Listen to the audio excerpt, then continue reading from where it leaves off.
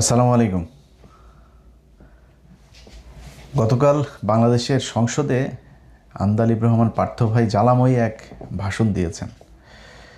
ছোটবেলায় বাজারে যেতাম, ওইখানে সাপের ওষুধ বিক্রি করতে আসতো, অনেক কিছু বেচতো, কৃমির ওষুধ, সাপের ওষুধ, আরও নানান জিনিসপত্র। তো ওইখানে ওই যে খেলাধুলা দেখাইতো, একটু সাপের খেলা দেখাইতো, একটু গান গাইতো, কমেডি করতো, এগুলো দেখতে মজাই লাগতো। মানুষজন দাঁড়ায় থাকতো, প্রতি হাটেই 2-4 জনের পকেট মার হইতো। তো এই ইয়েগুলো দেখতে কিন্তু শ্রুতিমধুর, খুব ভালো লাগতো দেখে। কিন্তু খেলার শেষে টার্গেট একটাই, ওষুধ বেচবে। কি বলতো, বেজি আর সাপের যে যুদ্ধ, এখানে বেজি যে সাপের সাথে যুদ্ধ করে সাপ বেজিকে কামড় দেয়, তারপরেও বেজি কেন মারা যায় না, এই বেজিটা ওই যুদ্ধের মাঝখানেই সে জঙ্গলে যায়, জঙ্গলে যে একটা গাছের শিকড় খেয়ে আসে, সেই শিকড়টা খেয়ে তারপরে আবার ফেরে সে সাপের সাথেই করে, যেই কারণে সে মারা যায় না। খেলাধুলা শেষ, ওই যে ক্যাম্পাসার যিনি আসেন, ওই ব্যক্তি ওই শিকড় নাকি সে জঙ্গল থেকে নিয়ে এসেছেন আজকে আমাদেরকে দেওয়ার জন্য। অল্প কিছু শিকড় আছে, সবাই হাত তুলবেন, হ্যাঁ, যে আগে হাত তুলবেন তারা পাবেন, সবাইকে দিতে পারবো না। অল্প কিছু শিকড়, 2 টাকা, 5 টাকা, 10 টাকা বাগায় টাকায় নিয়ে তারপরে ভাঙা একটা গাড়ি আনতো, গাড়িতে করে ছুটতো। যাওয়ার পরে বুঝতে পারতাম বাড়িতে এসে যে এই সাপের এটা তো ভুয়া কথাবার্তা, মিথ্যা। ওই 2 টাকা, 5 টাকা, 10 টাকা যা গেল সবই ইয়ে। কিন্তু ওই যে ওই জায়গায় মজা পাইলাম না। কালকে সংসদে পার্থ ভাই মূলত সেই সাপের খেলা দেখিয়েছেন। পার্থ ভাই যখন ইংলিশে কথা বলে, তখন আবার বিএনপির লোকজন একটু বেশি হাততালি দেয়। It is unique. The revolution was unique. এর পরবর্তী government was unique. And what we had a quasi-constitutional government. তো বিএনপির ভাইরা যে এই যে হাততালি টাততালি দিয়েছে না, এই বেশিরভাগই তো ধরেন ওনাদের এখানে অনেক শিক্ষিত মানুষ আছে, অনেক কি বলবো যে যার যোগ্যতা সম্পন্ন মানুষজন আছেন, কিন্তু এখানে কিন্তু আন্ডার 5 মানুষজনও কিন্তু আছেন। ওরা লেখে 8 পাস 9 পাস এরকম লেখেন ওই হলফনামায়, কিন্তু আন্ডার 5ও আছে, কিন্তু অনেকগুলো আছে বিএনপিতে। তো আন্ডার 5, আন্ডার 8, আন্ডার 10 ম্যাট্রিক, এগুলো তো আপনার ইংলিশ বুঝে নাই। তো না বুঝে ওরা মনে করছে ইংলিশে যা বলছে ওইটা মনে আমার পক্ষেই বলছে, আমাদের দলের পক্ষেই বলছে, শুনে আরও বেশি থাপড়ানি দিয়েছে। কিন্তু বাস্তবতা হলো, আন্দালিব রহমান পার্থ ভাই কালকে তার বক্তব্যের শুরু থেকে শেষ পর্যন্ত এক ভয়ঙ্কর সাপের খেলা দেখিয়েছেন, যেই বক্তব্যের কোনো সারমর্ম নাই। একদম পুরোটাই ভোগাজ, মিথ্যা, অপতথ্য, বিভ্রান্তিমূলক কথাবার্তা বলে গিয়েছেন। কেমনে বলেছেন আমি আপনাদেরকে একটা একটা করে বুঝাই। তবে তার আগে পার্থ ভাইয়ের বক্তব্যটা অল্প একটু আগে আমরা শুনি, উনি কি বলেছেন শুনেন। মাননীয় স্পিকার, ব্যাপারটা তো অনেক কমপ্লেক্স, একটা ইউনিক সিচুয়েশন। আমি আমার সম্মানিত বিরোধী দলের নেতাদের চোখে আবেগ দেখি, কথায় দেখি, তবে একটা জিনিস এটাও দেখি যে কেন জানি প্রথম থেকে আমাদেরকে জুলাইয়ের বিরুদ্ধে নিয়ে যাওয়ার একটা পায়তারা দেখতে পাচ্ছি। ঠিক যেমন, ঠিক আমাকে কথা বলতে দাও। If you understand the decorum, please. আমি কেন was quiet when এটা হবে না কিন্তু। তো আমাকে আওয়ামী লীগ সরকার মনে পড়ে যায়, যে আমরা যদি কোনো কথা বলতাম, যুদ্ধাপরাধের বিচার চায় না। আমরা বলতাম তেলের দাম কত, যুদ্ধাপরাধের বিচার চায় না। আমি অনেকখানি ওই অ্যাটিটিউডটা দেখতে পাচ্ছি। সবচেয়ে বড় কথা, we have no problem with July সনদ। আমাদের প্রবলেম প্রক্রিয়া নিয়ে। আপনারা কোন প্রক্রিয়ায় করতে চাচ্ছেন, এবং আমরা আমাদের ডিসেন্ট, নোট অফ ডিসেন্ট আগে থেকেই দেওয়া। আমাদের প্রক্রিয়া ছিল, আপনারা দেখেন, উইথ ডিউ রেসপেক্ট, একদম রেসপেক্টের সাথেই বলি, রাষ্ট্রপতির ক্ষমতা কমাতে যে আমরা প্রধানমন্ত্রী বা ক্যাবিনেটের ক্ষমতা অনেকাংশে বাড়িয়ে দিয়েছি। দ্যাট ইজ দ্য ইস্যু, আর তো কিছু ছিল না। এই কারণেও আমরা আমাদের কনস্টিটিউশনাল ফ্রেমওয়ার্ক রিয়েলাইজ করেছি, উই নিড চেঞ্জ। আমরা মনে করি, বা আমরা আজকে এখানে, আমরা পলিটিশিয়ান, আমাদের মাথায় রাখতে হবে that we must mitigate the harshness of the relevant provisions of the Constitution. At the same time, we must uphold the spirit of July. এই ব্যালেন্স আমাদেরকে করতে হবে। কিন্তু আপনারা তো আমাদেরকে লগর সেটে পাঠিয়ে দিচ্ছেন। আপনারা এখানে যারা বসা, আমার মাননীয় প্রধানমন্ত্রী কত বছর এক্সাইল, পাশে আমাদের মাননীয় এলজিআরডি মন্ত্রী কয়বার জেল খেটেছে, তার পাশে আমির খসরু সাহেব একসাথে জেলে ছিলাম, তার পাশে সালাউদ্দিন সাহেব কতদিন বিদেশে ছিল, এমন একটা ভাব, কত বছর বিদেশে ছিল। এখানে আমরা যারা আছি আমরা সবাই জুলাই যোদ্ধা। আপনাদের বিরোধী দলীয় সম্মানিত মাননীয় আমাদের যে বিরোধী দলীয় নেতা, উনি উনার ভাষায় এত সুন্দর করে আমাদেরকে রেকগনাইজ করেন, কিন্তু যখনই ফ্লোর আপনাদের হাতে চলে যায় আপনারা আমাকে অ্যাটাক করেন অ্যাজ ইফ আমরা জুলাইতে আমাদের কোনো কন্ট্রিবিউশনই নাই। একদিন এক ভাই দাঁড়িয়ে বলল, গতকালকে সম্মানিত সংসদ সদস্য দাঁড়িয়ে বলল যে আমাদের এখান থেকে বলা হয়েছে এই আন্দোলনের সাথে আমাদের সম্পৃক্ততা নাই। অফকোর্স আমরা এই কথা বলেছি because it was politically correct, we never wanted to give it a political face. আমরা চাচ্ছিলাম ছাত্র আন্দোলন বা যেই কোটা আন্দোলন হচ্ছিল এভাবে যাক। এই রেভলিউশনকে আমরা শ্রদ্ধা করি, 17 বছর আমরা কষ্ট করেছি, এখানে আমার ভাইয়েরা অনেক বেশি কষ্ট করেছে। আমরা জেলে গিয়েছি, আন্দোলনে ছিলাম, 20 দলে ছিলাম, 4 দলে ছিলাম অনেক আগে থেকে। আমরা চাই না, কিন্তু এই যে একটা প্রক্রিয়া, সংবিধানকে ছুঁড়ে ফেলে দাও, সংবিধানকে ছুঁড়ে ফেলে দাও। সংবিধানকে ছুঁড়ে ফেলবো কেন? সংবিধানকে মনে করায় দেয় যেটা 71-এর পরাজয়ের দলিল। আমি সংবিধান কেন ছুঁড়ে ফেলে দেব? এই সংবিধান দিলে গাত্রদাহ কেন হবে? এত গায়ে লাগবে কেন? If I don't like it, there are relevant provisions within the constitution যে আমি পরিবর্তন করতে পারি। আমার দরকার কি যে আমি এটাকে ছুঁড়ে ফেলে দেব? পার্থ ভাইয়ের পুরো বক্তব্যের আপনারা যারা শুনেছেন, এটার আরও বড় আছে, দেখে নিন আপনারা ইউটিউব থেকে। এই বক্তব্য শোনার পরে আপনাদের কারোর কি মনে হয়েছে যে উনি বিএনপির নেতা নাকি বিজেপির নেতা? ওনার বক্তব্যের প্রথম প্রশ্ন হইল এইটা। ওনাকে আগে আমাদেরকে বলতে হবে উনি বিএনপি না বিজেপি। এই গেল 1.5 মাসে এই সরকারের যে মেয়াদ, এই 1.5 মাসে আপনারা সোশ্যাল মিডিয়াতে, কোনো পত্রিকাতে, কারোর কোনো ফেসবুক পোস্টে কোথাও কোনো দিন কেউ শুনেছেন কেউ আন্দালিব রহমান পার্থ ভাইকে অ্যাড্রেস করে বলেছে যে পার্থ ভাই আপনি কেন জুলাই সনদের বিরুদ্ধে? বা বিজেপিকে বলেছে কেউ, ওনার রাজনৈতিক দল যেটা, কেউ বলেছে? কেউ বলে নাই। ওনাকে কেউ অ্যাড্রেসও করে নাই, ওনাকে অভিযুক্তও করে নাই, কিছুই করে নাই। কিন্তু উনি নিজের গায়ে নিলেন অ্যাজ ইফ উনি একজন বিএনপির মন্ত্রী, বা মনে হয়েছে উনি বিএনপির মানে প্রধানমন্ত্রী বা মহাসচিব, এরকম একটা দায়িত্ব নিয়ে উনি কালকে বিএনপিকে খুব দিয়েছেন। কারণ জিনিস কিন্তু হেভি জিনিস একটা। পার্থ ভাই কিন্তু কোনো সমস্যা হয় না কখনো। ধরেন আওয়ামী লীগ বিএনপি যখন যারাই ক্ষমতায় আসুক কোনো সমস্যা হয় না। একদিকে হেলাল সাহেবের মেয়ের জামাই ভাইও মোটামুটি ভালো নেতা টেতা ছিল। তারপরে ধরেন এখনও কোনো সমস্যা নাই, আওয়ামী লীগের সঙ্গে ব্যবসা পাতি সব কিছু চলেছে, কোনো সমস্যা হয়নি। তো এখন বিএনপি আসার পরে তো ফুল ফেসে ওনাকে বিএনপি হইতে হবে, কারণ আওয়ামী লীগের অনেকের দায়িত্ব কিন্তু পার্থ ভাইয়ের হাতে, পার্থ ভাইয়ের মাথায়। পার্থ ভাইয়ের অনেকের ব্যবসা ট্যাবসা অনেক কিছু দেখাশোনা করা লাগে, তো এগুলি করা লাগে। ওনার কালকে যে বক্তব্য দিয়েছেন সেটাতে উনি বুঝিয়ে দিয়েছেন বিজেপি বলে বাংলাদেশে কোনো দল নাই, উনি বিএনপির। তো পার্থ ভাইয়ের আমি বলবো যে পার্থ ভাই আপনি এক কাজ করেন, আপনি আপনার দল অ্যাবলিশ করে দেন, করে আপনি বিএনপিতে করেন, অথবা দলকে এখানে কোয়ালিশন করান, কোলাবোরেট করায় তারপরে বিএনপির সাথে আপনি মানে একটা সমঝোতার ভিত্তিতে একটা রাজনীতি করেন, সরাসরি বিএনপি করেন। আপনার আর বিএনপিরও আপনার মতো লোকের দরকার আছে, কথাটা বলার, বুঝছেন না, ইংলিশ টিংলিশ বাংলা টাংলা মিলায় সুন্দর করে কথা বলার লোক বিএনপিতে নাই। তো বিএনপির এই মুহূর্তে ধরেন আমি ওই যে মোয়াজ্জেম হোসেন আলাল ভাইটাই এরকম কিছু লোকজন আছে, এখানেও সংসদেও কিছু লোকজন আছে, বাট বেশিরভাগই মানে একদম উপরের দিকের নেতাদের কারোর কথাই শ্রুতিমধুর না, শুনতে ভাল লাগে না, কেমন যেন মনে হয় আর কি। তো পার্থ ভাই একজন আছে, ওইটার প্রক্সি দিতে পারবে বিএনপির হয়ে, ওনার উচিত। এবং বাস্তবতা হচ্ছে আন্দালিব রহমান পার্থের কিন্তু কোনো দল নাই। বিজেপি নামে যেই দল আপনারা দেখেন সেই দলের কিন্তু কার্যকরী কোনো কার্যক্রম কিংবা সাংগঠনিক কোনো কিছু নাই। ওনার এই দল বাতিল হয়ে যাওয়া উচিত। কারণ হলো ওনার দলের মহাসচিব যিনি আছেন তিনি আমাকে আজ থেকে 2 থেকে আড়াই মাস আগে একটা বক্তব্য দিয়েছিলেন, একটা অডিও এবং ভিডিও। প্রথমে অডিও নিয়েছিলাম, এরপর আবার ভিডিও উনি দিয়েছেন, সব মিলে ঘণ্টাখানেকের একটা রেকর্ড আছে।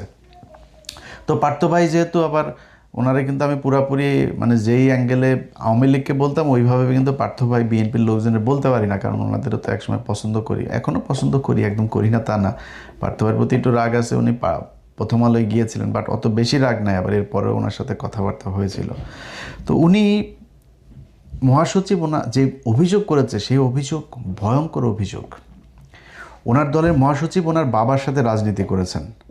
রাজনীতি করার পরে উনি কিন্তু এই দলের চেয়ারম্যান হইতে পারতেন, কিন্তু ওনার বাবার সন্তান যেহেতু অল্প বয়স, তারপরেও আন্দালিব রহমান পার্থকে উনি চেয়ারম্যান করে দিয়েছেন সম্মান দেখিয়ে। অথচ সেই ব্যক্তিকে এই যে এবার নির্বাচন গেল না, উনি বারবার চেয়েছেন যে উনি মনোনয়ন নেওয়ার জন্য তারেক রহমানের সাথে একটু কথা বলার জন্য। তারেক রহমানের সাথে কথা বলতে দেওয়া হয়নি। ওনার আশপাশে যারা আছেন মহাসচিবকে জিজ্ঞেস করে কাউকে নেয়ও না, কাউকে বাদও দেয় না, সব নাকি আওয়ামী লীগ, ছাত্রলীগ, যুবলীগের লোকজন নিয়ে পার্থ ভাই এখন তার দল বানিয়েছে। আচ্ছা, তারপরে হলো গিয়া উনি আটক হয়েছিলেন না জুলাই আন্দোলনের শেষ দিকে, 5ই আগস্টের ঠিক আগ মুহূর্তে। এই আটক হওয়াটা আটক ছিল না, এটা স্বেচ্ছায় শেখ মুজিবের মতো পাঞ্জাবি লুঙ্গি ইস্ত্রি করে তারপরে পাকিস্তানিদের হাতে ধরা দেওয়ার মতো। হারুনুর রশিদ হাউন আঙ্কেলকে নাকি মহাসচিব পাশে ছিলেন, তিনি নিজে ফোন দিয়ে হাউন আঙ্কেলকে তখন তো জানে না যে হাসিনা যে পলায় টলায় যাবে, হারুন ভাই আমারে লোক পাঠান, আমারে নিয়ে যান, আমারে যদি এখন না নেন তাহলে এটা সবাই খুব ফিসি মনে হবে, সবাই বুঝে যাবে যে এটা আমি আসলে কাদের লোক, তো আমারে নিয়ে যান। এতক্ষণ যা বললাম না ওনার দলের ব্যাপারে, এই কথাগুলো আমার না, ওনার লম্বা বক্তব্য। আমি ওইখান থেকে আপনার 2-1 মিনিটের একটু বক্তব্য শোনাই। ওনার মহাসচিব যে কথাগুলো বলেছে ওই মহাসচিবের বক্তব্যে এই কথাগুলো আছে, আমি নিজের থেকে কিছু বানায় বলি নাই। আপনার সাথে এই দলটা তৈরি করছি, এসআর সাহেবের সাথে আমরা বের হয়ে গেলাম শুধুমাত্র একটা মাত্র কারণ যে এসআর সাহেব আওয়ামী লীগের সাথে থাকবে, এই জন্য উনি তো ওইদিকে চলে যাবে। আমরা জানতাম যে উনি চলে যাবে। হ্যাঁ, তো নাজিবুর রহমান বলছে যে উনি এই জন্য এরকম করতেছে, এবং যেদিন নাকি এটা আমরা দলটা তার সাথে ভাগাভাগি হয় ওই দিন পার্টির বিষয়ে অনেক ঝামেলা হয়েছে। ওই দিন নারায়ণগঞ্জের ওই যে নাসিম ওসমান, সাবিম ওসমানের বড় ভাই বলছিল, ওর সাথে আমার ধাক্কাধাক্কি হয়েছে। তো পরবর্তীতে মঞ্জু ভাই মারা যাওয়ার পরে, মানে নাজিবুর রহমান মঞ্জু ভাই মারা যাওয়ার পরে আমরা পাটকুড়ে বানাইলাম দলের। তার মাও হইতে চাইছে, তার মায়ের রাজি হয়ে যায় যে তার মা যেহেতু সরাসরি শেখ হাসিনার আপন মামাতো ফুয়াতো বোন, কারণ উনি প্রায়ই ওনাদের কিচ্ছা বলে, ওনাদের কাহিনী বলে, বোনের কাহিনী, তাছাড়া তার নানার ছবি, শেখ সাহেবের ছবি, তার ভাই শেখ মুজিবের ছবি সামনে নিয়ে কান্নাকাটি করে। এই সমস্ত কারণে ওনাকে আমরা সাপোর্ট না করে পাঠ করে বানাইছি। পার্থ ঠিকই ছিল, সমস্যাটা হচ্ছে সে একটু আওয়ামী তোষণটা করে খুব কায়দা করে, কিন্তু বক্তব্য দেয় খুব চটকদার, খুব সুন্দর করে বক্তব্য দেয় আওয়ামী লীগের বিরুদ্ধে। এইটার উপরেই সবাই খুশি হয়ে যায়, কিন্তু সে বিতর্কত ভাবে সে ক্ষতি করে। এটা আমি দলের সেক্রেটারি হিসাবে আমি যেভাবে বুঝি বা আমার দলের লোকজন যেভাবে বুঝে, এটা তো আর সবাই বুঝবো না, বা আমরা যেটা দেখি নিজের চোখে। তারে আমি বলছিও একদিন, এইবারও তারে বলছি, তো আমারে বলতেছে, আমার চাচা বলে, যেহেতু আমি বাবার সাথে রাজনীতি করছি, চাচা তোমরা যাই বলো, আমি কি এখন আত্মীয়তার অস্বীকার করে পারবো না। আমি আওয়ামী লীগে গালিগালাজ করি, আমার রাজনৈতিক না করলে তারা আমার কোনো থাকবে না, অবস্থান থাকবে। কিন্তু তারা যদি বিপদে পড়ে, আমি যদি তাদের সাথে তখন সম্পর্ক নষ্ট করে দিই, এটা তো ধর্মেই তো নিষেধ আছে যে আত্মীয়তার সাথে সম্পর্ক ছিন্ন করা যাবে না, আমার দোষ। হ্যাঁ, আর দলের কমিটির ব্যাপারে সে ইদানিং যেহেতু সে আওয়ামী লীগের লোক আর ভোলার লোক, এর বাইরে আর কাউরে তেমন করতে চায় না, যার জন্য উনি এককভাবে সই করে। এই হয়েছে আন্দালিব রহমান পার্থ ভাইয়ের রাজনৈতিক অবস্থা আর কি। তো ওনার দল বলে এখন আর কিছু নাই, এই দল দিয়ে যে জীবনে কোনোদিন ক্ষমতায় আসতে পারবে সেটাও না, আবার কারোর সাথে কোয়ালিশন না করলে যে কোথাও এমপি হইতে পারবে ওইটাও আমার মনে হয় না যে কখনো সম্ভব।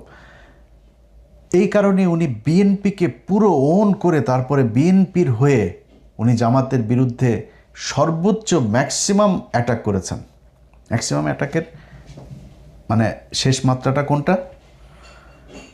জামাত ইসলাম নাকি কবে বলেছেন যে সংবিধান ছুঁড়ে ফেলে দেওয়ার কথা। আমি শুনি না জামাত ইসলামের কে এই কথা বলেছেন, ইভেন ওনারা মনে হয় এটা বলেও নাই। যেটা চায় এই সংবিধান আমরা চাই না, এই সংবিধান সংশোধন হোক, রিপ্লেসমেন্ট হোক, আর যেটাই হোক এটা জামাত ইসলাম চায়, আমরাও চাই, দেশের মানুষ সবাই চায়, ইভেন বিএনপির মানুষও চায়। এখন উনি বলেন যে যারা এটা ছুঁড়ে ফেলতে চায় তাদের কি মনে হয় ৭১-এর সেই হেরে যাওয়ার সেই দলিল এই কারণে ছুঁড়ে ফেলতে চান? এই যে বক্তব্যটা উনি দিয়েছেন এটা সবচেয়ে একদম এক্সট্রিম লেভেলের একটা অ্যাটাক করেছেন জামাত ইসলামকে। কিন্তু এই অ্যাটাকটা তো উনি জামাত ইসলামকে করেন নাই। আপনারা এই বক্তব্যটা সবাই শুনেছেন খালেদা জিয়ার, যে খালেদা জিয়া বলে গিয়েছিলেন যে যদি ক্ষমতায় আসেন তাহলে তিনি এই সংবিধান ছুঁড়ে ফেলবেন। এই সংবিধান হলো আওয়ামী লীগের একটি ইশতেহার। এই সংবিধানকে যেই দিন জনগণের সরকার আসবে সেই দিন এই সংবিধানকে ছুঁড়ে ফেলে দেওয়া হবে। এই সংবিধান তাইলে এখন বলেন আপনি, আন্দালিব রহমান পার্থ এটা কি খালেদা জিয়াকে বলেছেন না জামাত ইসলামকে বলেছেন? কারণ আওয়ামী লীগ মনে করে খালেদা জিয়া, জিয়াউর রহমান এরা সবাই পাকিস্তানের লোক, পাকিস্তানের এজেন্ট ছিল, রাজাকার ছিল, পাকিস্তানের হয়ে বাংলাদেশের মানুষের বিরুদ্ধে যুদ্ধ করেছে। এটা শেখ হাসিনা বহুবার বলেছে। খালেদা জিয়া হলো পেয়ারে পাকিস্তান এগুলো বলে কথা বলেছে, এটা আপনারা শুনেছেন অনেকেই। आए मेरे जान प्यारे दमान आंखों की तारा আসমান কি চান মেরে জান পাকিস্তান। এ হলো খালেদা জিয়ার কথা। বিএনপির হৃদয় তো থাকে পাকিস্তান, তাদের মনেই আছে পাকিস্তান, দিল মে হায় প্যারে পাকিস্তান। এইসব কারণেই এই যে পাকিস্তানের পন্থী এগুলো বলার কারণে কিন্তু আজকে পর্যন্ত এই মুক্তিযুদ্ধের বিষয় নিয়ে খালেদা জিয়া এবং হাসিনা এই যে জুলাইয়ের যে আন্দোলন হইলো, এই 15 বছরের যে স্বৈরশাসন, এগুলো সব কিন্তু এই মুক্তিযুদ্ধের এগুলোকে কেন্দ্র করে। এবং আন্দালিব রহমান পার্থ আবারও ফের সেই ৭১ নিয়ে এখানে খোঁচাটা দিলেন। তিনি যেটা করেছেন এটা আমি মনে করি জামাত ইসলামকে এর চাইতে বেশি বড় অ্যাটাক করে কথা বলার, আমি জানি না জামাত ইসলামের কেউ কোনো দিন সংসদের দ্বারায় আন্দালিব রহমান পার্থকে বা সরাসরি দেখা হইলেও বলেছে কিনা, কিন্তু আন্দালিব রহমান পার্থকে এই অ্যাটাকটা করতে হয়েছে কারণ ওনাকে তারেক রহমানের সাথে বিএনপির সাথে এমন খাতের দিতে হবে অ্যাজ ইফ এটা মনে হয় যে আন্দালিব রহমান পার্থ মানে বিএনপির বিশাল বড় একজন শুভাকাঙ্ক্ষী, এই কারণে তারা তেলবাজি করে ওইখানে যাইতে হবে, এই জন্যই সে এটা করেছেন। এখন আমার কথা হলো যে যেই সংবিধান নিয়ে আপনি মানে যেই বিষয়টা নিয়ে আলোচনা, যে এই জুলাই সনদ, এটা বিএনপির কেউই চায় না। ওনার বক্তব্যে উনি বলেছেন যে বিএনপিও এটা চায়, তারা জামাত ইসলাম এমনভাবে কথা বলে আমাদেরকে জুলাইয়ের বিপক্ষ প্রতিদ্বন্দ্বী হিসাবে আমাদেরকে দাঁড় করিয়েছে। বা এটা জামাত ইসলাম দাঁড় করায় নাই, আপনি যে বিএনপির হয়ে কথা বলতে চাচ্ছেন, বিএনপি সাজতে চাচ্ছেন, আপনার সেই বিএনপি এই কাজ করেছে। কি কি করেছে একটা একটা করে বলি। নির্বাচনের আগে ভারতীয় পত্রিকা আনন্দবাজার থেকে শুরু করে NDTV, India today, Indian express, Times, এরা সবাই কি বলেছে যে তারেক রহমান ভারতের সাথে কথা বলে এসেছে এবং তাদেরকে সেই নিশ্চয়তা দিয়ে এসেছে যে তারেক রহমান বাংলাদেশে গেলে হাসিনার রাজনীতি আবার আওয়ামী লীগকে স্বাভাবিক রাজনীতি করতে দিবে, হাসিনার বিরুদ্ধে সব মামলা তুলে নিবে। এটা যে ওদের পত্রিকা বলেছে সেইটা না, খালি দলের মহাসচিব থেকে শুরু করে অনেক নেতা এই কথা বলেছেন, আওয়ামী লীগের কোনো মামলা রাখা হবে না, আওয়ামী লীগ বিএনপি ভাই ভাই, আওয়ামী লীগের লোকজন সব বিএনপিকে ভোট দেখ। এই কথা আপনারা প্রকাশ্যে নির্বাচনের ক্যাম্পেইনের সময় বলেছেন। নির্বাচন শেষ হয়েছে, প্রথম বক্তব্য সালাউদ্দিন আহমেদের, আমরা এই সংস্কার গণপরিষদের যেই শপথ এইটা আমরা নিব না। হ্যাঁ ভোট না ভোট দিল বাংলাদেশের 80% মানুষ, হ্যাঁ পক্ষে ভোট দিল। সালাউদ্দিন সাহেব বলে দিলেন এইটা হ্যাঁ ভোট না ভোট এগুলি কোনো বিষয়, জুলাই সনদ টনদ এগুলো, কয়েকজন এমপিও বলেছেন এই কথা। সালাউদ্দিন আহমেদ অফিসিয়ালি বক্তব্য দিলেন, যদি এইটা হয় ওইটা হয়, শিলং থেকে এই মেয়ে এনে দেয়, শিলংয়ে আমার আগে যেই মদ খাইতে দিত সেই ব্র্যান্ডের মদ দেওয়া হয়, তারপরে শিলংয়ে যাওয়ার আগে যেই মাগি নিয়ে আমি ধরা খেয়েছিলাম সেই মাগিকে যদি আমার সাথে নিয়মিত আসতে দেওয়া হয়, এইভাবে আমাকে যদি এগুলি করতে দেয়, নানান হয় টয়ের পরে যদি হয় তাহলে হতেও পারে। সালাউদ্দিনের বক্তব্য এটা। কি বললেন সংবিধান সংস্কার পরিষদ, এটা যদি কনস্টিটিউশনে ধারণ করা হয়, সেই মর্মে অ্যামেন্ডমেন্ট হয় এবং সেই শপথ পরিচালনার জন্য সংবিধানের 3য় তফসিলে ফরম হয়, কে শপথ পাঠ করাবেন সেটা নির্ধারিত হয়, এতগুলো হয়ের পরে তারপরে হলে হতে পারে। আচ্ছা, এরপরে উনি বলেছেন যে কেন বিপ্লবী সরকার হইল না, সাংবিধানিক ধারাবাহিকতা কেন রক্ষা করা হইল। ভাই, এই চুপপুরে সরাইতে চেয়েছে ইউনূস,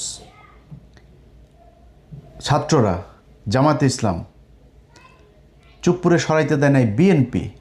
ওয়াকারকে সরাইতে চেয়েছে এই খলিল, এই ইউনূসেরা। ওয়াকারকে সরাইতে দেয় নাই বিএনপি। এটা তো আর আপনার ইয়ের কথা না, মানে ওনারা বলেছেন বা হওয়ার কথা না। এই কালের কণ্ঠে এক আওয়ামী দালাল আছে, হায়দার আলী। এই হায়দার আলী রাষ্ট্রপতির এক সাক্ষাৎকার ছেপেছে, আপনারা দেখেছেন তো সেটা। রাষ্ট্রপতি সেখানে একদম সরাসরি স্বীকার করেছে। রাষ্ট্রপতির অফিসটা মূলত এখন আওয়ামী লীগের একটা রিহ্যাব সেন্টার। আওয়ামী লীগের যেসব সুশীল ব্যবসায়ী, যেসব বদমাশগুলো আছে, এই বদমাশগুলোর একটা রিহ্যাব সেন্টার। ওইখানে প্রতিদিন তাদের যাওয়া আসা, বিভিন্ন আলাপ আলোচনা, কনস্পাইরেসি এগুলো চলতেছে। এই লোকগুলোকে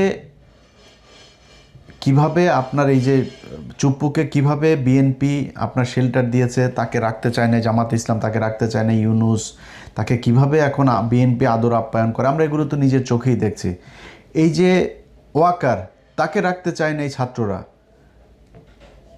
বিএনপি তাকে রাখতে চেয়েছে। তারপরে বিপ্লবী সরকার করতে চেয়েছে, বিএনপি হইতে জাতীয় সরকারে যায় নাই।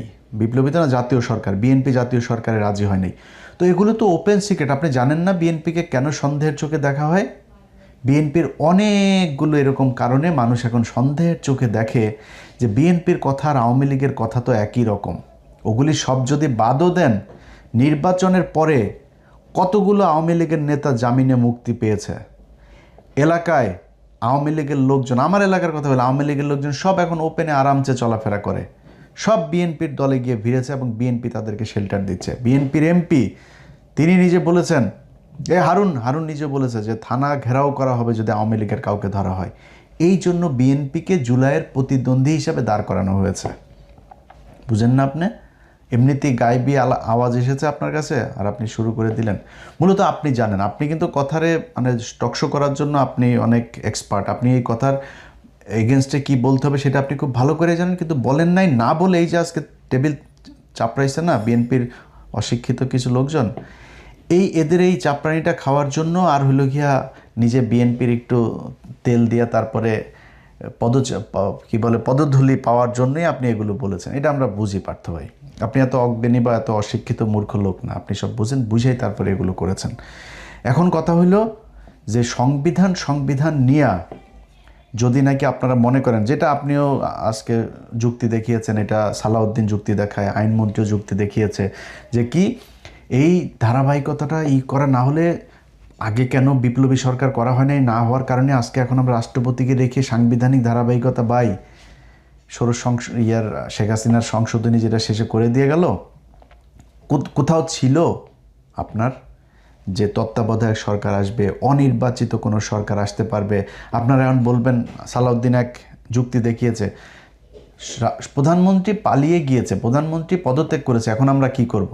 প্রধানমন্ত্রী তো বলেছে আমি পদত্যাগ করি নাই, এখন আপনি কই যাবেন? কথার কথা, আমার বিশ্বাস শেখ হাসিনা অধ্যায় বাংলাদেশে শেষ। আওয়ামী লীগ বাংলাদেশে আবার আসবে, হয়তো জাতীয় পার্টি হয়ে তারপরে আসবে। এর বাইরে আর কোনো রাস্তা আমি দেখি না। আওয়ামী লীগের যা যা করার এগুলি বিএনপি করে যাচ্ছে, প্রক্সি দল হিসেবে ভালোই করছে। ওনারা ভারতকেও মনে হয় সুযোগ সুবিধা ভালোই দিবে। তো এটা আমাদের আর দরকার, ভারতেরও হয়তো আর দরকার হবে না আওয়ামী লীগকে, যে কারণে আওয়ামী লীগ অধ্যায় শেষ। বাট আওয়ামী লীগ যদি মানে হাইপোথেটিক্যালি যদি আওয়ামী লীগ কোনো দিন কামব্যাক করে, আপনি কি মনে করেন আপনারা যেইভাবে সংবিধান একটু নাড়াচাড়া করতে চান না, রাষ্ট্রপতিকে রেখে এগুলো মানবে আওয়ামী লীগ? সব কয়টার ফাঁসি হবে, সব কয়টার বিচার হবে, একটাও বাঁচতে পারবেন না। সে তো সংবিধান করেন কেন? মানুষের জন্যেই সংবিধান। আজকে হ্যাঁ ভোট না ভোটকে আপনি যেভাবে তুচ্ছ তাচ্ছিল্য করছেন, যদি এটা আসলে মেনে নেন তাহলে তো জিয়াউর রহমান অবৈধ শাসক, স্বৈর শাসক। কারণ জিয়াউর রহমান হ্যাঁ ভোট না ভোটের মাধ্যমে ক্ষমতায় এসে তো স্বৈর শাসক না। ও তো অবৈধ, এবং শেখ হাসিনা তো এই সংবিধানের মধ্যেই সেটাকে অবৈধ করে দিয়ে গিয়েছে। আপনার সরকার তো অবৈধ, এই জিয়াউর রহমানের সরকারটা। তো আপনি এখন এসে সে জিয়াউর রহমানের মতো করেই একটা গোজামিল দিয়ে তারপরে আপনি সরকার গঠন করে মনে করছেন যে আমরা সাংবিধানিক ধারাবাহিকতায় সরকার হয়ে গিয়েছে, এটা মনে করার কোনো কারণ নেই ভাই। জিয়াউর রহমান, আমি ওনারে পছন্দ করি, অনেক ভালো গুণ ছিল ওনার, কিন্তু ওনার জীবনে এই যে মেজর ডালিম সহ কর্নেল হুদা, তারপরে কর্নেল রশিদ, তারপরে আরও যাদেরকে লেফটেন্যান্ট কর্নেল রাশেদ, ওনাদেরকে যে দেশ থেকে বের করেছে না, বের করে যে চোর বাটপারে নিয়ে তারপরে পাশে রেখেছিল, ধান্দাবাজ, তারপরে তেলবাজ, সেগুলোই কিন্তু তাকে, এই মঞ্জু টঞ্জু এরাই কিন্তু তাকে মেরেছে, এই এরশাদরাই তাকে মেরেছে। অথচ তিনি ডালিমদেরকে বের করে দিলেন। যে কর্নেল তাহের জিয়াউর রহমানকে চিঠি পাঠায় তারপরে কর্নেল তাহের তাকে বার করলেন সিপাহী জনতার বিপ্লব দিয়া, সেই কর্নেল তাহেরকে জিয়াউর রহমান ফাঁসি দিয়েছে। অতএব নিজের বাবার সেই ভুলের পুনরাবৃত্তি না করে, আমরা জিয়া পরিবারকে প্রচণ্ড ভালোবাসি, বিএনপিকে নিয়ে অনেক সমালোচনা করি, তারপরেও সেই সমালোচনা কোনোদিনও সে আওয়ামী লীগের মতো হবে না। আপনাদেরকে বন্ধু ভাই মনে করে আপনাদের কাছে আবদার দাবি থাকবে যে এই সংবিধানের দোহাই না দিয়া জুলাই সনদটা বাস্তবায়ন করেন। এইখানেও যদি কোনো কিছু কাটছাট করা লাগে সেটা জামাতের সাথে, এনসিপির সাথে, মানুষের সাথে প্রয়োজনে আবার হ্যাঁ ভোট না ভোট করেন। আপনারা বলেছিলেন নির্বাচনের পরে গণভোট আবার করেন, আপনারা মানুষকে বুঝান এই ঘটনা। আপনারা এখন করেছেন যে 4টা প্রভিশন দেওয়া হয়েছে, সেখানে যদি আরও প্রভিশন আপনি যুক্ত করতে চান করে গণভোট নেন। মানুষ সেখানে আপনি অপশন রাখেন হ্যাঁ ভোট, না ভোট, মধ্যবর্তী কোনো সিদ্ধান্ত যদি থাকে, সবগুলো দিয়ে পয়েন্ট দিয়ে শুধু হ্যাঁ ভোট না ভোট একদিনে করায় তারপরে হইলেও এই সংবিধানটা ছুঁড়ে ফেলেন। এই সংবিধান শেখ মুজিবের ইন্ডিয়া থেকে নিয়ে আসা সংবিধান, এটা আমি বলি নাই ভাই, এটা ওই সময়ের যে মানবেন্দ্রলাল, তারপরে এই সুরঞ্জিত সেনগুপ্ত, এই যে আমিনুল ইসলাম এখনও জীবিত আছে, আমিনুল ইসলামরা যা জিজ্ঞেস করেন, ওর বই বাজেয়াপ্ত করেছে হাসিনা, সেই বই বিক্রি করতে দেয়নি, ওরে নানানভাবে টর্চার করেছে। আমিনুল ইসলামকে মুখ খুলতে দেন, এই যে ব্যারিস্টার আমিনুল ইসলাম, সে শেখ মুজিবের মুখের সামনে বলেছিল যে এই সংবিধান একদিন মানুষ ছুঁড়ে ফেলবে। ওরে বলছিল শেখ মুজিব, তুই কে, 2 দিনের বাচ্চা, তুই আমার মুখের উপরে এসে কথা বলিস? বের করে দিয়েছে থেকে, 1জন 2জন না। এই যে আমরা আজকে যেই এই মুক্তিযুদ্ধের সর্বাধিনায়ক বলি না, জেনারেল উসমানী, এই যে শেখ মুজিব, ওনারে বহিষ্কার করে দিয়েছে। তারপরে মানবেন্দ্র, তারে বের করে দিয়েছে। তারপরে হইল গিয়ে আপনার 34 জন, সেটা তো গণপরিষদ ছিল তো নির্বাচনের পরে, যেটা মানে 73-এর নির্বাচনের আগ থেকে 72-এর থেকে, মানে 16 ডিসেম্বর থেকে 73-এর নির্বাচনের দিন পর্যন্ত, এই সময়টাতে ছিল গণপরিষদ, তখন তো সংসদ ছিল না। তো এই গণপরিষদ মাত্র 34 জনকে রেখে শেখ মুজিব সবগুলোরে বাদ দিয়ে দিয়েছিল, এবং এই 34 জনকেই তার খুব তেল মারা কিছু লোকজনে নিয়ে সে একটা সংবিধান করলো। এই সংবিধান নিয়ে এই আপনাদের অনেক ইতিহাসবিদ লিখেছেন যে এইটা হইল গিয়া ভাসানী বলেছেন, এই মানবেন্দ্র বলেছেন, তারপরে এই আমিনুল ইসলাম বলেছেন, এরকম আরও অনেকে বলেছেন এইটা। আচ্ছা, আরেকটা লোক আছে, ওই লোকটার নামটা আমি ভুলে, একজন নারী, উনি খুব সুন্দর করে লিখেছিলেন যে এই সংবিধানটা হইল ভারত থেকে আনা একটা সংবিধান। অতএব শেখ মুজিবকে ভারতই দিয়েছিল এই সংবিধানটা।